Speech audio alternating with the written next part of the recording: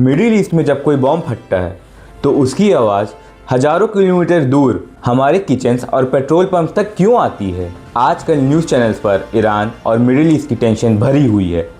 पर अगर आप सोच रहे हो कि भाई ग्रेटर नोएडा या दिल्ली एनसीआर में बैठकर मुझे क्या फ़र्क पड़ता है, तो आप बहुत बड़ी गलतफहमी में हो।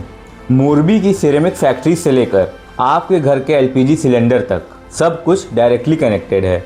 आज मैं आपको डायरेक्टली बताऊंगा कि इस वॉर का आपकी जेब पर क्या असर पड़ने वाला है। Let's decode this.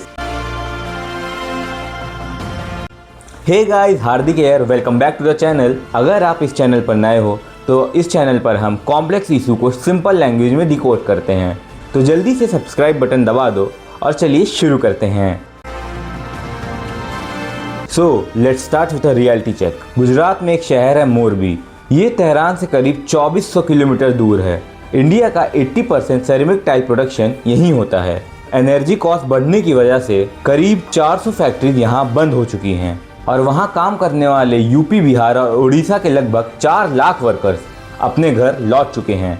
और सिर्फ गुजराती नहीं, हरियाणा के करनाल में राइस मिल्स जो बासमती चावल को गल्फ कंट्रीज भेजती हैं, आज सिर्फ 10% कैपेसिटी पे वर्क कर रही हैं। सूरत की टेक्सटाइल इंडस्ट्रीज में करीब 5 लाख मजदूरों की नौकरी चली गई है। ये सारे डॉट्स एक ही चीज़ से कनेक्ट होते हैं, जो कि है एनर्जी क्राइसिस।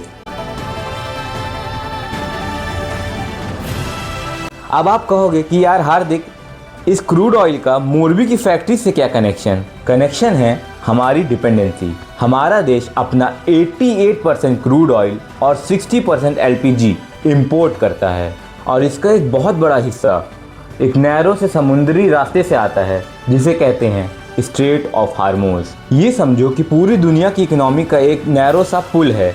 ईरान का इस वाटर बॉडी पर इतना स्ट्रॉन्ग होल्ड है कि उन्होंने एसेंशियली वहाँ एक टोल बूथ बना दिया है। अगर वहाँ से शिप निकलनी है तो वॉर रिस्क इंश्योरेंस इतना हाई हो जाता है कि फ्यूल के दाम आसमान छूने लगते हैं। हालांकि इंडियन शिप्स को आसानी से निकलने दिया जा रहा है due to strong diplomatic relations, but international market panic में है।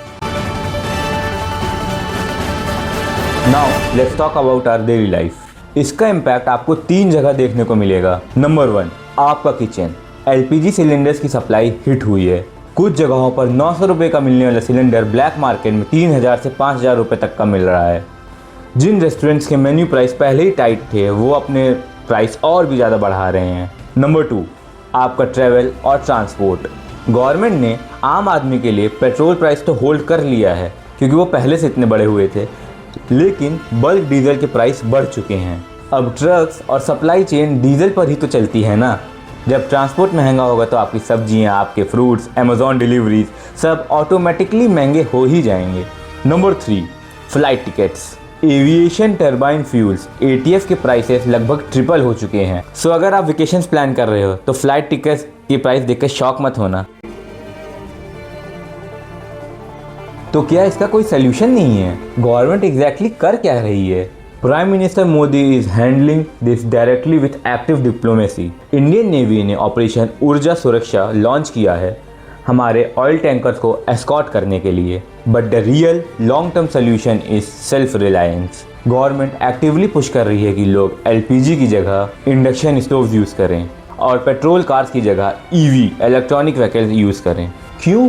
क्योंकि गैस बाहर से आती, पर हमारी इलेक्ट्रिसिटी मेनली डोमेस्टिक कोल और सोलर से बनती है। जिस दिन हम एनर्जी में सेल्फ रिलायंट हो गए, मिडिल ईस्ट की कोई भी टेंशन हमारे किचन का बजट नहीं बिगाड़ पाएगी। टू रैप इट अप, दुनिया आज इतनी इंटरकनेक्टेड है कि वहाँ का कॉन्फ्लिक्ट हमारा डेली स्ट्रगल बन जाता है। हमें बस प्रिपेयर रहना है और स्मार्ट चॉइसेस लेनी है, like switching to electric where we can. आपको क्या लगता है इस ग्लोबल टेंशन को इंडिया लॉन्ग टर्म में कैसे हैंडल करेगा? मुझे कमेंट्स में अपनी राय ज़रूर बताइएगा। अगर ये वीडियो इन्फॉर्मेटिव लगी हो तो लाइक करो, अपने दोस्तों और फैमिली ग्रुप्स में शेयर करो ताकि उन्हें भी ये रियल इकोनॉमिक्स समझ आए। और हाँ, ऐसे ही डीप डाइव वीडियोज़ के लिए चैनल को सब्सक्राइब करना मत भूलना। This is Hardik signing off. Stay safe, stay informed और मिलता हूँ आप सभी को एक दूसरे वीडियो। तब तक के लिए नमस्ते, जय हिंद।